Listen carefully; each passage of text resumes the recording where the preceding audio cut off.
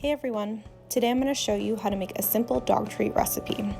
As we continue to follow stay-at-home orders, this is a great recipe to pass the time as a family, and certainly fun if you have children. You only need 4 ingredients, and I can almost guarantee that you already have them on hand.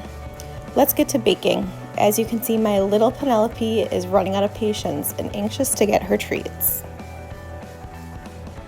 Let's take a look at the ingredients we'll be using.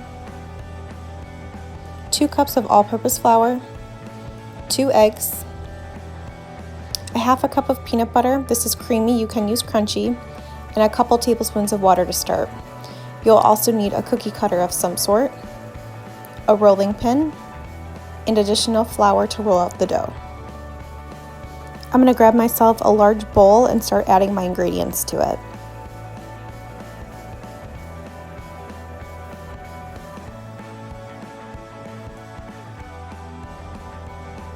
As I mentioned before, this is just creamy peanut butter.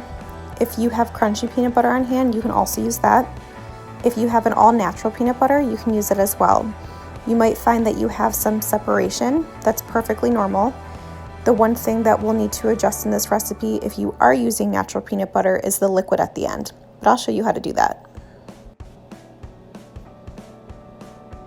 In go the eggs. Next, we're going to mix our dough. This is a very dry dough, which is good. That's exactly what you're looking for. This dough is comparable to a store-bought Milk-Bone dog treat.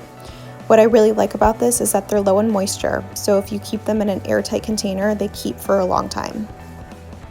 Now we're going to start to knead the dough. Once it forms into a ball, I'm going to turn this out onto my countertop. I'm going to lightly flour it first just to ensure it doesn't stick. I'm making a little divot into my dough because we're going to start to add the water.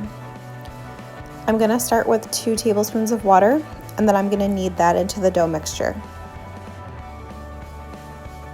It's important to remember that you can always add more, but you can't take water out.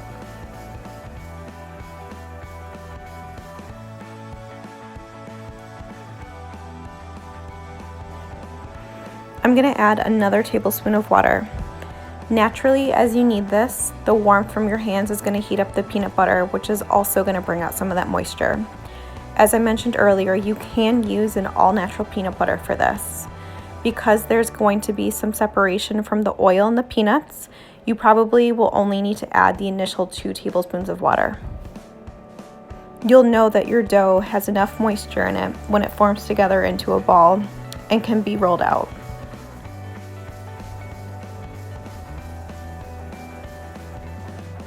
It's time to roll the dough out. Reflour your work surface. I'm going to go ahead and push the dough down to create more surface area.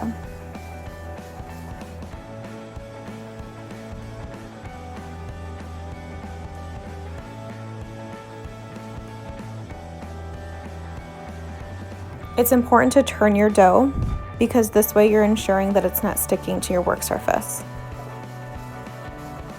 You're looking for about 1/2 inch in thickness. It doesn't have to be perfect. You are going to notice that there is some cracking in the dough. Again, that's perfectly normal. In fact, it's great. You want this dough to be on the drier side.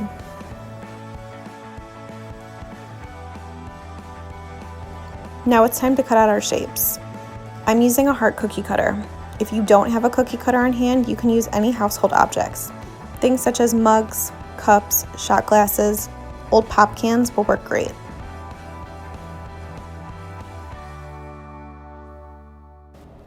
Once you finish cutting your first round of shapes out, you can push the dough back together and roll it out again.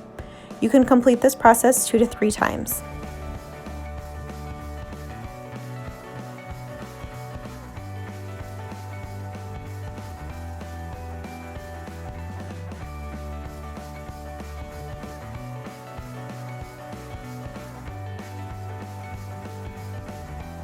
I'm rolling my dough out for the last time. As you can see, it's very cracked and dry this time. A little trick to get those last few cookies out. Dip your finger in some water and go ahead and just seal those cracks while pushing the dough back together.